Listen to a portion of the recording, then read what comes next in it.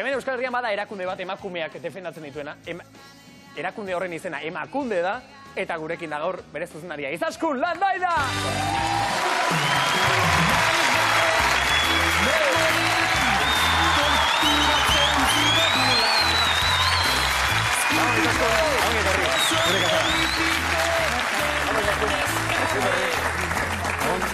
Ongietorri Izaskun! Eta jarri lasai eserita gainerako gonbidatu guztiekin batera. Izaskun! Lehenengo zuretzako gure kaxa, Izaskun. Nik badaki zer den, baina ez dakinarentzat esplikatuko zenuke zer den emakunde.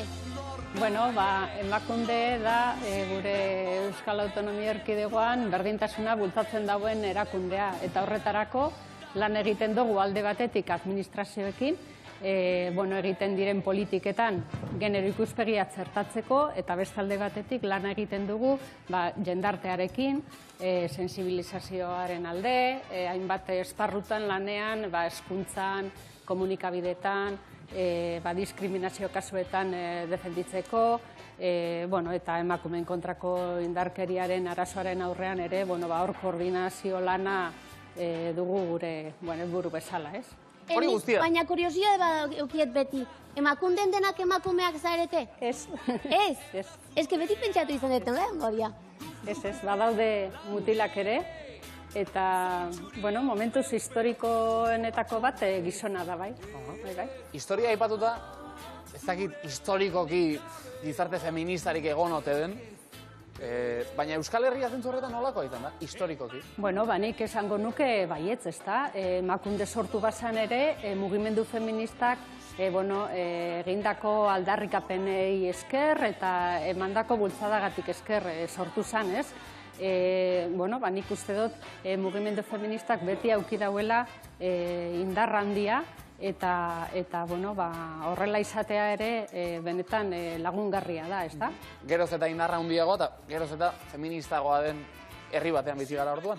Nik esango nuke baietz, ez? Duela gutxi egin genuen gure berdintasunerako legearen ebaluazioa, eta ondorioetako bat hori izan zen, ez? Gero eta sensibilizatuago, kontzientziatuago gaudela, eta era horretan ere, gero eta exigenteagoa dela gizartea, beraz, Beraz, igual Izaskun, lehen bota dugun 200 urteko datu hori, igual murriztuko da, pizka? Lehenago ere erabatekoa.